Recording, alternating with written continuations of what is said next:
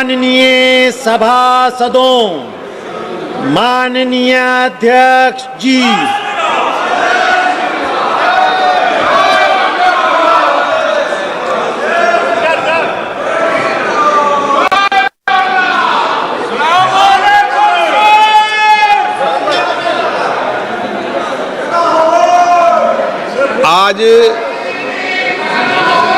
आज महिलाओं का दिन है, तो महिलाओं के बारे में बोलो।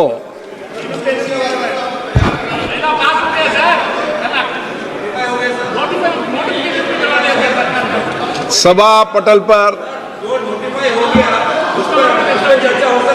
रखे जाने वाले पत्र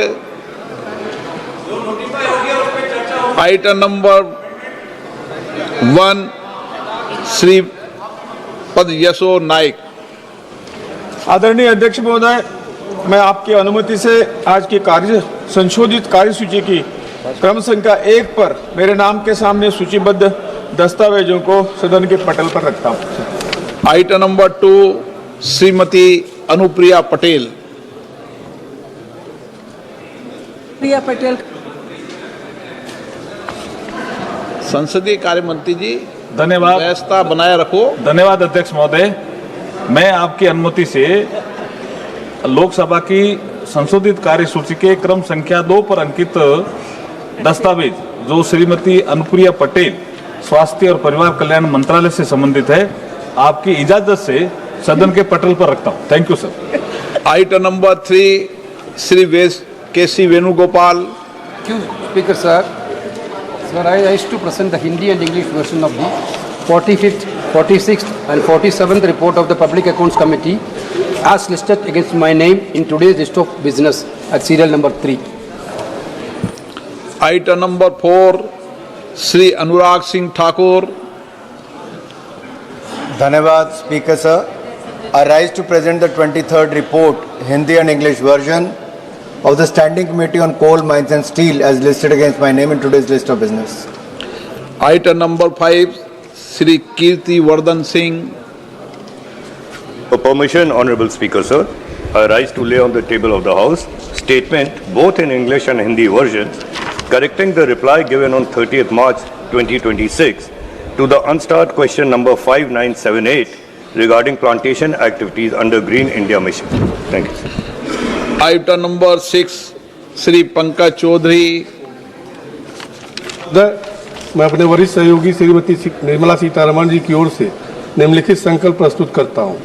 वित्त अधिनियम 2002 की धारा 147 के साथ पठित केंद्रीय उत्पाद शुल्क अधिनियम 1944 की धारा 3 खा के अनुसरण में ये सभा दिनांक 11 अप्रैल 2026 की अधिसूचना संख्या 14/2026 केंद्रीय उत्पाद शुल्क संख्या 272 अ 11 अप्रैल 2026 जिसका आशय हाई स्पीड डीजल पर विशेष अतिरिक्त उत्पाद शुल्क दर को बढ़ाकर 24 रुपया प्रति लीटर करने के लिए वित्त अधिनियम 2002 की 8वीं अनुसूची का संशोधन करना है एक का एतदार अनुमोदन करती है। प्रश्न ये कि माननीय मंत्री द्वारा प्रस्तुत सांविधिक संकल्प को स्वीकृत किया जाए। जो सदस्य इसके पक्ष में हाँ कहें, जो सदस्य विरोध में ना कहें। मेरे विचार में निर्णय हाँ वालों के पक्ष में सांविधिक संकल्प स्वीकृत हुआ। अच्छा, नो वाले ये बता दो कि तुम्हारा इस बात पर विरोध किस लिए, बता दो। ये संसद है, विरोध बताओ ना, क्यों विरोध है बताइए। नौ देखें, सदन में आप देश की सबसे सर्वोच्च संस्था के संसद सदस्य हैं, इसलिए हाँ ना आपका अधिकार है, लेकिन कई विषय है जिस पे सर्वसम्मत होती है ना।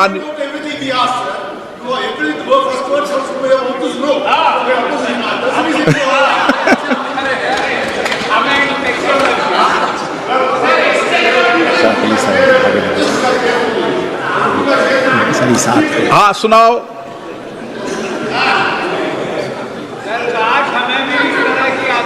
सर ये एक बात बताऊं, एक मिनट, जब आपको बोलने देता हूं ना तो हमारे माननीय सांसद जावेद साहब कहते हैं कि आप ओवैसी साहब को बोलने देते हो, हमें आजादी नहीं है।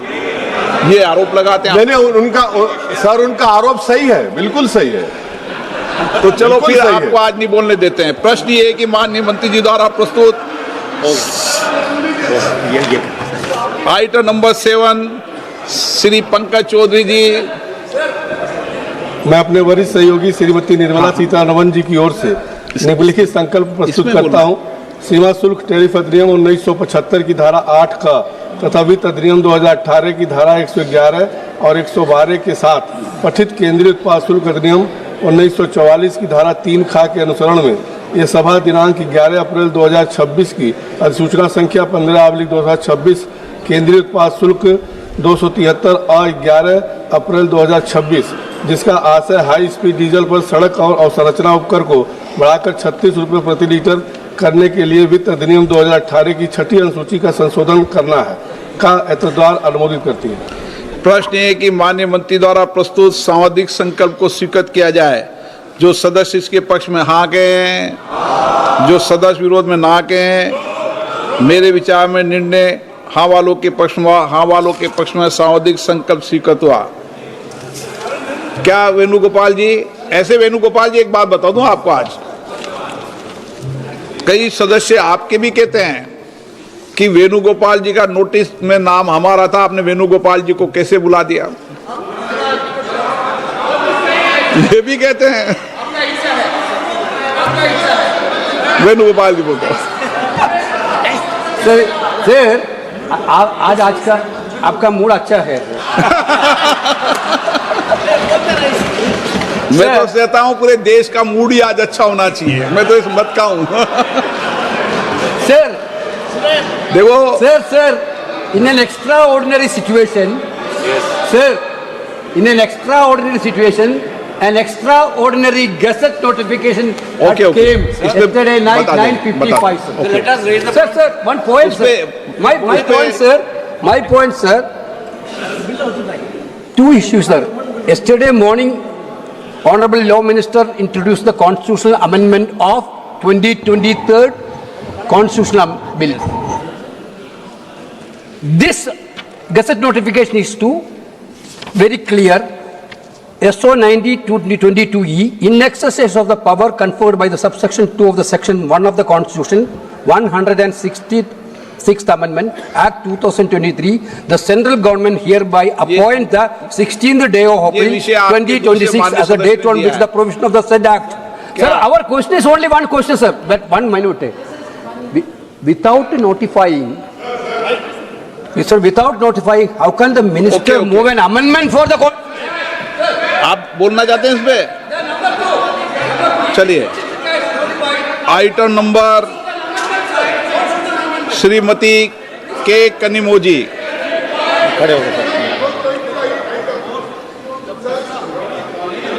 ओके हो गया। श्रीमती के कनिमोजी। माइक दीजिए उनको। श्रीमती के कनिमोजी।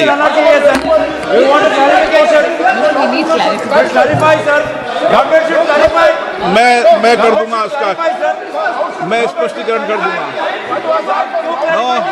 श्रीमती के कनिमोजी को बोलने दो। आप दूसरे सदस्यों मत रोको। श्रीमती के कनिमोजी, श्रीमती के कनिमोजी, आप नहीं बोलना चाहती? Yes, sir, but sir, the house is not in order. The house is not in order. Shrimati के Kanimozhi, And we're discussing an amendment. 2 minutes. महिला सांसद को बोलने दो। पहले आप पे बहुत गंभीर है विषय, फिर और नहीं बोलने दोगे तो और मामला गंभीर हो जाएगा। मैंने व्यवस्था दे दी है, श्रीमती कनिमोजी बोलेगी।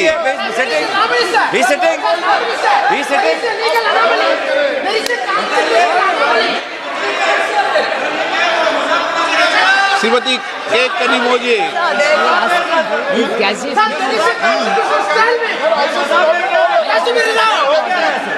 आगे बुलाएं।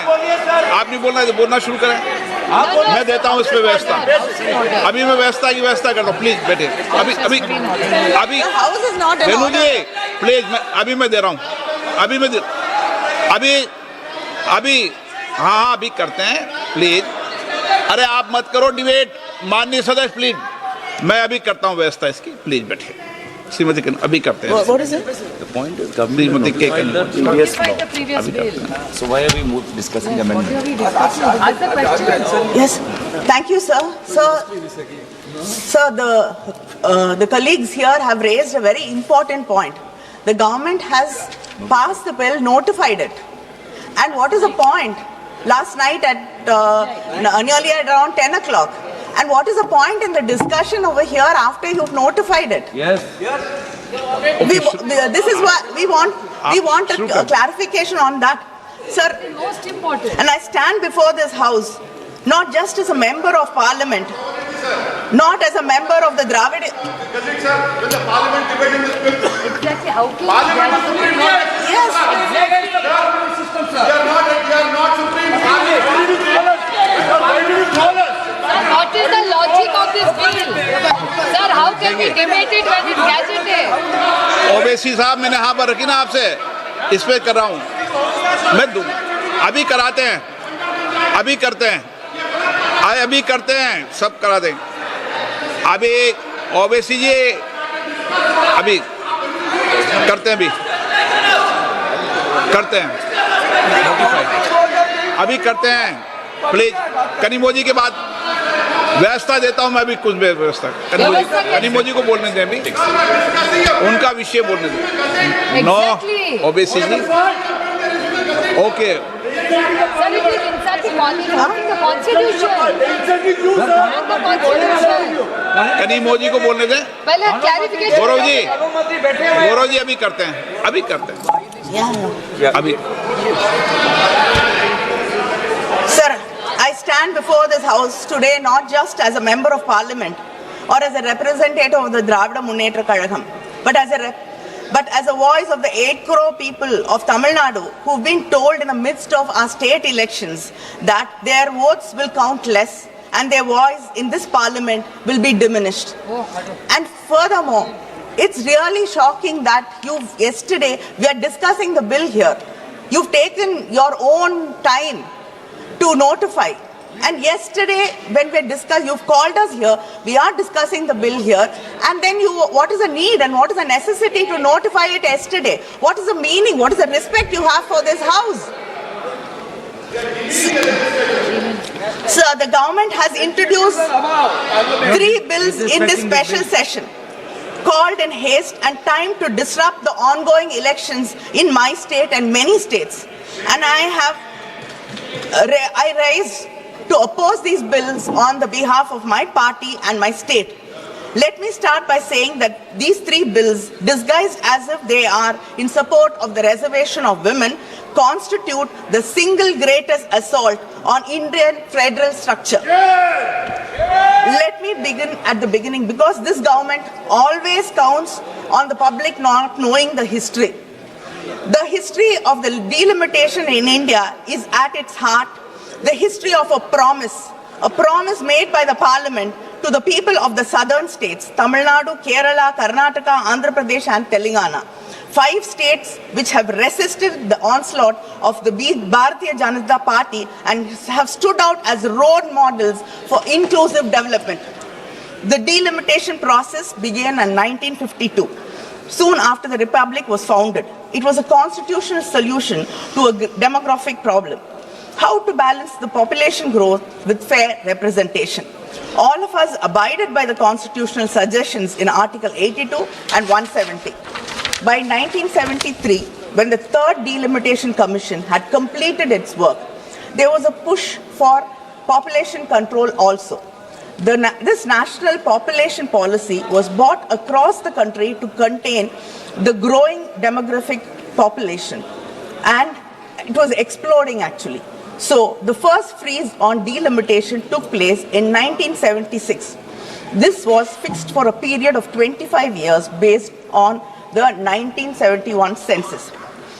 Let us not forget that it was the Congress government, Madam Indira Gandhi's government, that recognized this issue and brought the bill.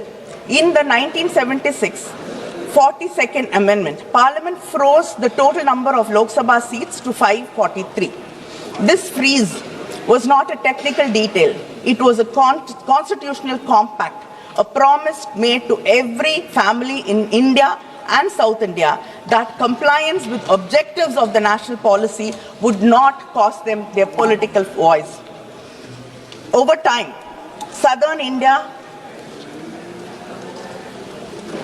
Tamil Nadu, Kerala, Karnataka and Andhra had begun to invest in schools, hospitals, women's health.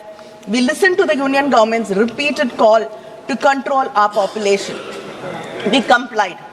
Our fertility rates fell. Our families became smaller. In 2001, understanding that some states, especially southern states and other states like Punjab, had done a better job at these indicators and some other states had to catch up. That time, there was a government, a union government, which listened to the voices of the people from the south. Yes, I have to give you credit when you deserve it. We are unlike you, always finding fault with us. When there is something to appreciate you, we always appreciate. So under the Vajpayee government, the parliament extended that freeze through the 84th amendment until after the first census following 2026. 24 more years of రాజ్యసభలో ప్రధానమంత్రి మోదీ మాట్లాడుతున్నారు. collective wisdom understood that this injustice had to be addressed. Why do we have to increase the seats now to 850? On what basis? The statement of the objective says that there is a change in demographic profile. Yet you are using a 15-year-old 2011 census data to conduct delimitation. You are contradicting yourselves. And 850 seats, most of the MPs, after making the seats 850, might not even get a chance to speak in this parliament for 5 years. Sir, I want to tell this house about a family in Tamil Nadu, a mother and a father, first generation literates. They had only 2 children, not 5, not 6, because they believed in family planning, because the government told them that was the right thing for the country, because they wanted their children to have a better life. That is the story of Tamil Nadu and the South Indian states.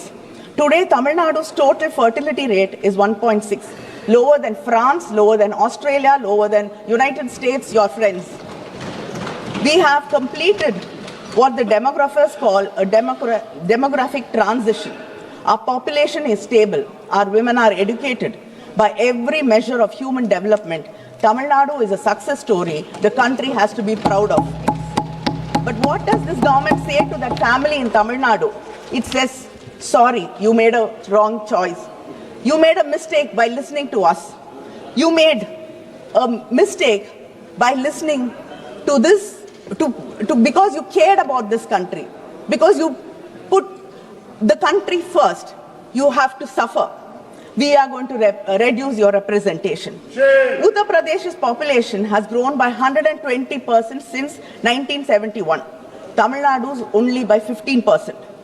And contrary to what the Home Minister said yesterday, Clause 4 of the Delimitation Bill clearly states that the allocations of seats will be on the basis of the latest census figures. The Home Minister says one thing, the bill says another thing. Now the latest available census is 2011. But again, according to the 2011 formula, UP gains 13 seats. Tamil Nadu loses 11 seats. But the Home Minister yesterday told us that by increasing 50%, Tamil Nadu will gain 39 seats, and which has 39 seats will gain 59. Sir, our ideological leader Periyar taught us, justice is not giving every person the same thing. Justice is giving every person what they need and what they deserve.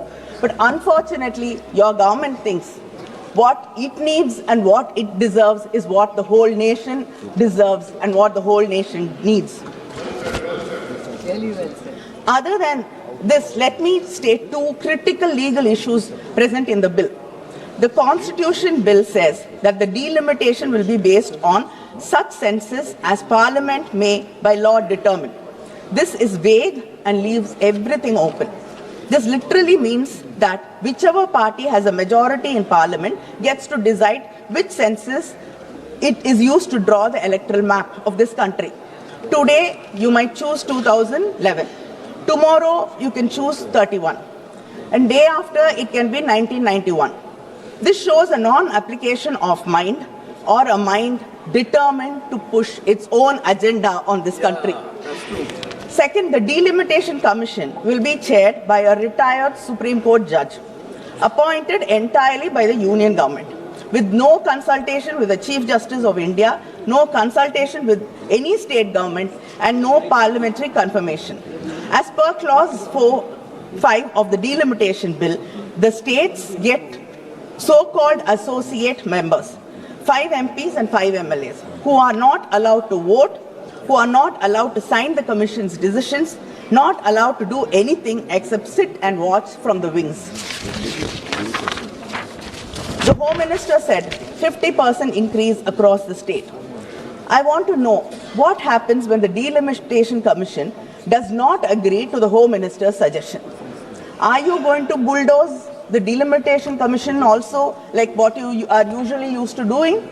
Or will the government then challenge the orders of the Delimitation Commission? Because the clause 10(2) of the Delimitation Bill 2026 says, after the publication of the orders by the Delimitation Commission, these orders cannot be questioned in any court. Where should we go seeking for fair delimitation in such a case, situation? Where is our guarantee? The Constitution in Article 368 says that amendments affecting the representation of states in Parliament must be ratified by at least half the state legislatures, not just passed by Parliament, ratified by the states. If this government is so confident that the delimitation bill is fair, why don't you place these bills before the Tamil Nadu legislature, before the Kerala legislature, before the Karnataka, or before any legislature? If the government truly believed in cooperative federalism, the slogan they have used 1,000 times on different stages, why are you running away from the state legislatures? Have you even called for a meeting? Have you even consulted with the chief ministers? Have you even spoken to the states? Have you bothered? The government passed the Women's Reservation Bill in September 2023 with great fanfare. The Prime Minister called it the civilizational commitment. But they put a condition in this very act. Women's reservation would only work after the 2021 census, which is not scheduled to happen till next year. When was the 2021 census supposed to happen? In 2021. But what happened? You said because of COVID, you had to postpone the census. Then you said operational reasons we could not hold the census. And then by simply not talking about it, you did not hold the census. So the largest democracy in the world, the country that invented modern census, could not conduct census in this country. And now that it is politically convenient, they want to use 2011 census to redraw the map of the Indian democracy. They postponed the census and now they are rewarding themselves with the old census. Sir, I really admire. You're the only government which can turn its failure into a political advantage. Look at when this special session has been called in the midst of election of 5 states. And to speak about timing, because timing is everything in politics. And the timing of this bill are so nakedly, breathtakingly political, I'm almost impressed by the audacity of it. The entire opposition asked you to hold this session after the elections. You ignored it. And yesterday you told us that giving women their rights, bringing these bills are of utmost urgency. You cannot even wait for 2 weeks. But you came to government in 2014. The entire opposition has been requesting you to bring the Women's Reservation Bill. All the leaders in the opposition have written to you. Our leader, our Chief Minister M.K. Stalin has written to the Prime Minister saying that the bill should be passed. The DMK Women's Wing had a rally in Delhi asking for the bill to be passed. We've raised this issue thousands of times in Parliament. And for more than a decade, you did not see or understand the urgency. But today, you can't even wait for 2 weeks. And you want to believe us that you care about women's rights. Sir, this is not constitutional reform you're talking about. This is an electoral rescue strategy for in these states because you are not going to do well in most of the states.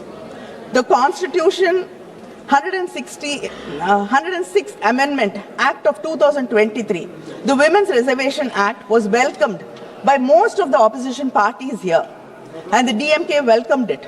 But we said it then, and we are saying it also now.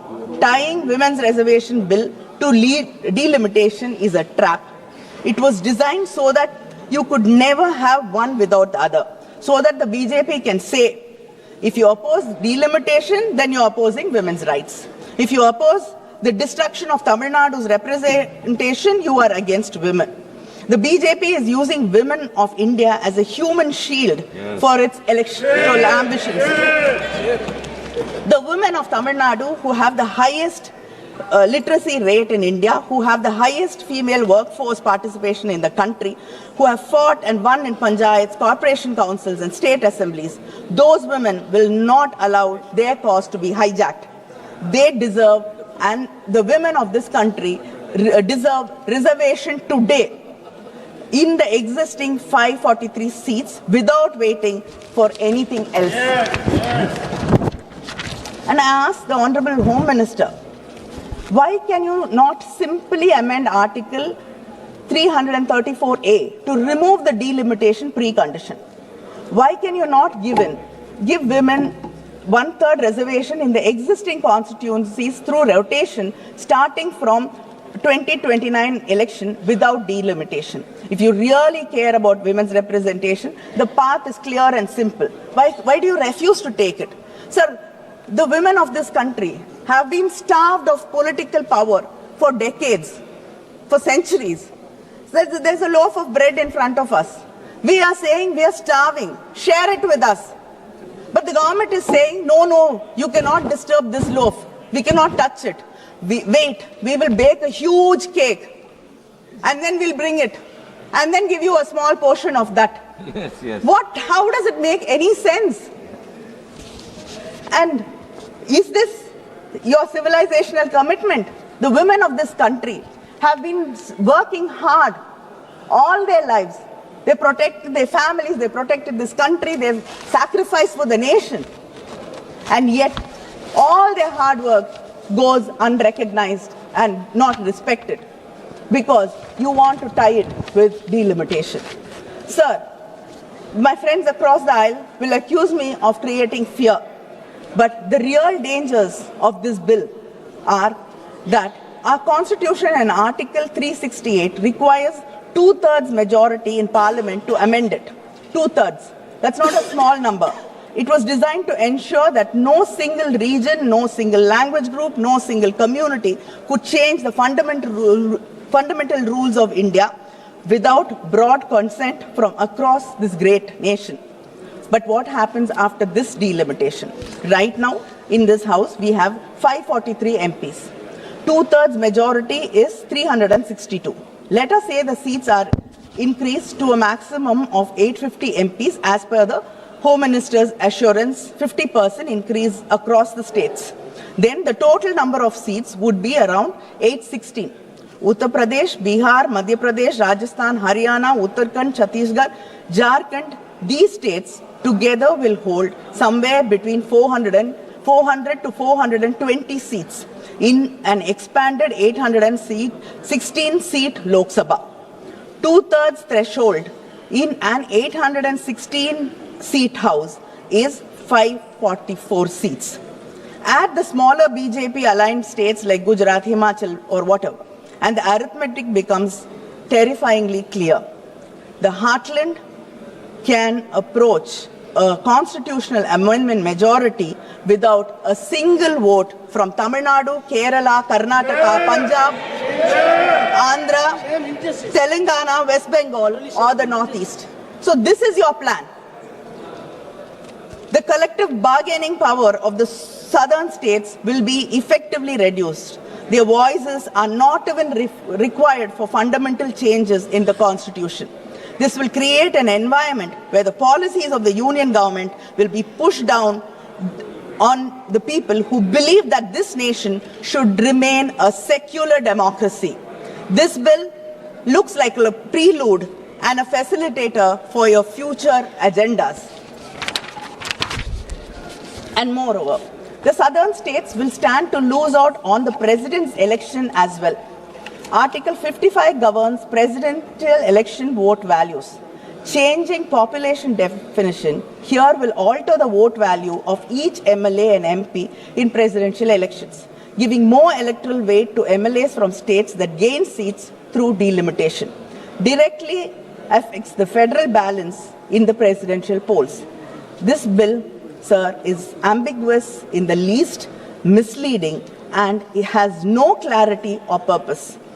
Let us see an illustration through the Tamil Nadu share of seats in Lok Sabha. At present, we have 39 seats. As per these bills, which say 2011 census will be followed, it will become 32 seats. Given there is no change to the 543 seats. If the maximum seats are increased to 850, as the Home Minister told us yesterday, Tamil Nadu will gain 48 seats. But if the seats are increased, if the seats are increased to 50% across the states, as Home Minister says, it will get around 59 seats. Now I ask the Home Minister, which of the above scenario will happen? Whether 2011 census or it will be just increased based on 2011 census or what the Home Minister said. These are three different numbers. I would like to know, we like to have a clarity on which will happen. We want, and sir, we have seen in this house, in many debates, many promises have been made, many assurances have been given. And all that has melted into the polluted air of Delhi. Nothing has seen the light of the day. Sir, we request you to bring it into and make it a part of the bill, whatever assurance it is. And data says that this government, nearly 80 to 90% of the assurances given by this government in the floor of the house are never seen through. Tamil Nadu Chief Minister M.K. Stalin has built a joint action committee of democratic parties and state governments to fight this delimitation. We have held all-party meetings in Chennai, we've passed resolutions, we have written to the Prime Minister, we have demanded that Parliament not rush these bills through in a special session called without adequate notice, without standing committee examination, without even the courtesy of consulting the states whose future is being decided. The Prime Minister has not met us. The government has not convened a meeting in the National Development Council. The Interstate Council, which exists exactly for this reason, has not been convened. Instead, they called a special session of Parliament and scheduled these bills for passage in a matter of few days. Sir, this is not cooperative federalism. This is just calculative politics. In S.R. Bommai and versus Union of India 1994, the Supreme Court has stated that states have an independent constitutional existence and they have as important role to play in the political, social, educational and cultural life of the people of the Union. They are neither satellites nor agents of the center. In the Rameshwar Prasad versus Union of India 2006, the Supreme Court held that the basic principles of federalism is that the legislative executive authority is partitioned between the center and the states, not by any law to be made by the center, but by the Constitution itself. That is what the Constitution does. The states under our Constitution are in no way dependent upon the center for their legislative or executive authority. The center and the states are co-equal in this matter. Unfortunately, this government does not recognize the rights of the states. It simply thinks we are here to serve the masters in Delhi according to their diktat.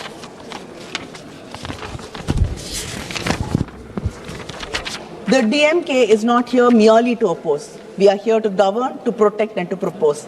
The Tamil Nadu and the DMK demand this government should implement the women's third reservation bill immediately in the existing 543-seat Lok Sabha through rotational reservation, de-link it completely from delimitation exercise.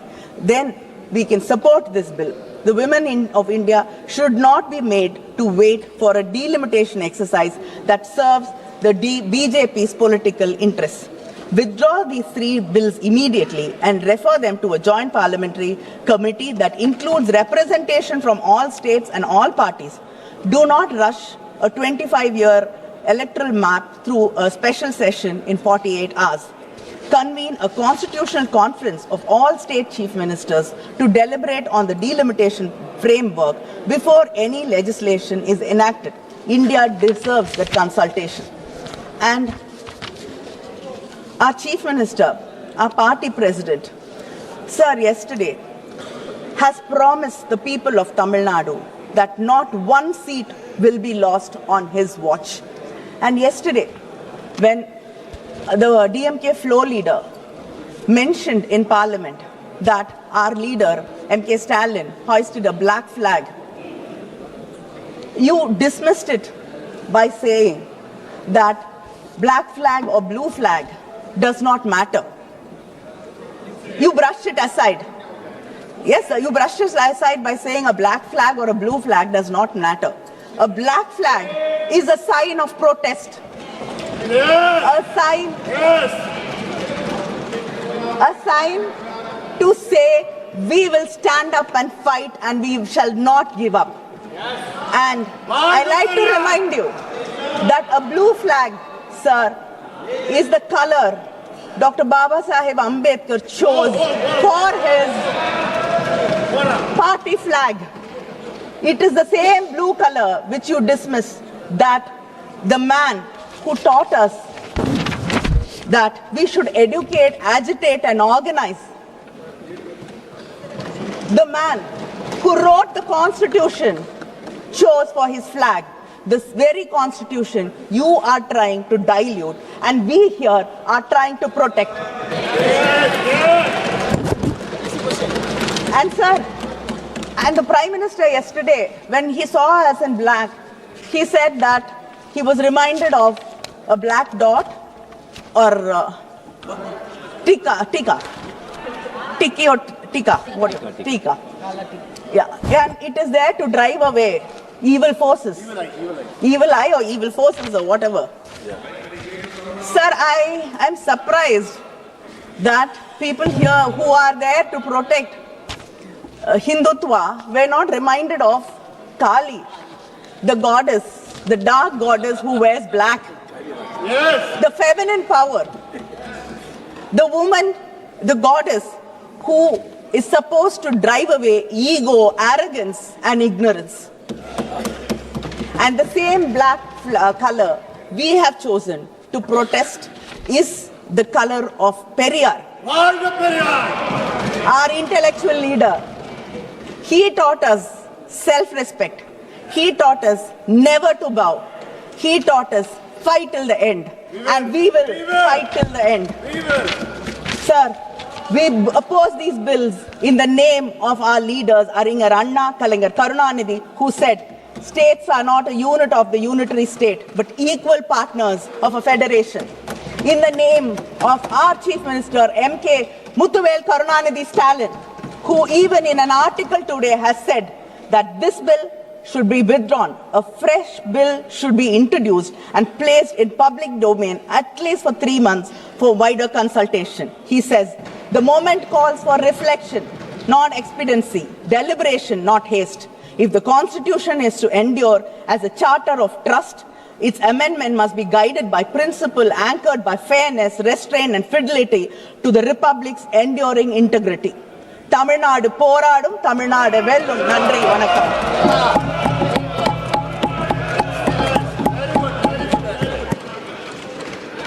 Dr. Shashi Tharoor. Thank you very much, Mr. Speaker. I must say that we all strongly endorse the very impressive presentation by Please Speaker, disturbance before me, मत sir, करो। because this is a matter that touches the very soul of our democracy, the representation of half of our population in the hallowed halls of our parliament. And for decades, the Women's Reservation Bill has been long promised, frequently discussed, perpetually delayed, like waiting for Godot of our political system. Today, we stand at a threshold where there is remarkably a near unanimous political consensus in favor of women's reservation. Every major party in this House recognizes that the time for tokenism is over and the era of equal partnership must begin. And yet I'm finding myself deeply perturbed by the legislative exercise before us. The Prime Minister says the government has brought Nari Shakti, a gift of justice, but he has wrapped it in barbed wire, tethering the implementation of women's reservation to the expansion of Parliament, to numbers from the 2011 census, and an exercise of delimitation. Why, Mr. Speaker, why must we entangle a moral imperative with a demographic minefield? Women's reservation is ready for harvest. खेत की फसल काटने के लिए तैयार है दोस्तों. It can and should be implemented immediately based on our existing parliamentary strength. To link it to delimitation is to hold the aspirations of Indian women hostage to one of the most contentious and complex administrative exercises in our nation's history. Sir, delimitation is not a mere bureaucratic rearranging of maps. It is a profound shift in political power that is intended. Linking women's reservation to it effectively holds the aspirations of Indian women hostage to one of the most contentious political exercises in our history. Such an exercise, sir, carries risks that could strain the very fabric of our federalism, as you heard from the previous speaker. Any delimitation exercise is fraught with complications that could tear at the very fabric of our federalism. We must be candid about what is at stake when constituencies are redrawn based on either current population figures or even the 2011 census. Let's face it, sir, delimitation requires serious discussion. We face a profound demographic divergence. There are at least three major fault lines in our country, sir. First, the balance between small states and big states. Second, the balance between states, particularly in the south like Tamil Nadu or Kerala, which have diligently implemented national goals of population control and invested in inclusive human development, and those states, mainly in the north, who have not. Yet in future delimitations, states that have failed to curb population growth would be rewarded with greater political weight. And we must ask if this is the message we wish to send, that governance excellence leads to political irrelevance. Third factor, sir, the balance between the states that are the engines of our economy, contributing more to the national exchequer than they receive, and those that are net recipients of central funds. A delimitation based purely on population would further marginalize the voices of those states that provide the lion's share of resources that keeps our union afloat. We risk creating a tyranny of the demographic majority, where a handful of large, poor states could theoretically determine the fate of the entire country, leaving smaller states and those with distinct linguistic and cultural identities and economic contributions feeling like bystanders in their own country. Conversely, states with high population growth but lower economic productivity could gain outsized political power without corresponding fiscal responsibility. What happens, sir, to cooperative federalism? You have proposed delimitation with such haste, the same haste that you showed on demonetization. And unfortunately, we all know what damage that did to the country. Delimitation, sir, will turn out to be political demonetization. Don't do it, sir. Now, I want to say the 50% formula that suddenly the Home Minister came and presented to us yesterday regarding the delimitation exercise, promising that no state will lose its current number of seats, total House strength will increase by 50%. This remains a precarious political assurance and not a legislative certainty, because the pledge is fundamentally contradicted by the existing text of the legislation itself. which gives total freedom to the Delimitation Commission appointed by the government, whose decisions cannot be challenged in a court of law. Since this formula, what Shri Amit Shah said, is not codified as an immutable constitutional or legislative safeguard, it could be easily discarded or altered by a simple parliamentary majority, offering no guarantee that it will survive beyond the very short term. Furthermore, expanding the Lok Sabha to an 850-member house would create the legislature that is by far the largest in any democracy in the world, resulting in a body that will be unwieldy and unworkable. This is especially true, sir, in an era where the government has been systematically reducing the duration of parliament sittings. Whereas the first and second Lok Sabhas met for an average of 125 days a year, the 16th and 17th Lok Sabhas saw that figure plummet to just below 60 days, sir. In such a constrained schedule, what will your job be, sir? An 850-member chamber would require at least a doubling of the time currently allotted to question hour, 0 hour for a majority of MPs. मेरे कार्यकाल में होगा तो सबको मौका दे दूंगा. Sir, for a majority. देर रात कल भी इसी महिला संशोधन बिल पर रात को 1:25 तक सभी महिला सदस्यों को मौका दिया, सबको. देखिए, लेकिन ये भी आपके बारे में भी चिंता है, सर. और for a majority of MPs to have any chance of meaningful participation, you'll have to double the time allotted to question hour and 0 hour, failing which a majority of representatives would be effectively silenced, sir. How will you manage to give 850 MPs a chance to speak? As it is with 543, many of us don't get questions. देखो, You are saying no whenever you ask for the floor. Shashi Tharoor जी, मैं रोकना नहीं चाहता, लेकिन इस सदन में कोई माननीय सदस्य नहीं बोल सकता कि मैं किसी को बोलने का मौका नहीं देता. चाहे शून्यकाल हो, चाहे विधेयक हो, जितनी देर बोलने देना चाहता सबको बोलने देता. और अंतिम रात को अंतिम रूप से मैं लास्ट में रहता हूँ कि कोई बाकी रह गया हो तो भी और बुला देता हूँ. 850 होते हैं, 850 होते हैं. आपका हाल क्या होगा मुझे पता नहीं. Anyway, another concern, sir. नहीं, राजा जी फर्स्ट टाइमर को विशेष रूप से बोलने का मौका देता हूँ. कोई फर्स्ट टाइमर ऐसा नहीं बोल सकता कि मुझे बोलने का मौका नहीं. Sir, let me continue, sir. Another concern is while the size of the Lok Sabha is being expanded in the government's proposal, there is no corresponding proposal to increase the strength of the Rajya Sabha. Raises a serious structural concern, sir. This alters the relative balance between the two houses. In the event of a joint sitting, the significantly larger Lok Sabha would dominate the voting process, and the imbalance would also extend to the elections of President and Vice President, where each MP casts an equal vote. So we are amplifying our own house and our own weight without, unfortunately, giving any heed to our colleagues in the upper house. And you can imagine, if the upper house is the chamber of states, then you can understand the concern of states that their weightage is not being respected, sir.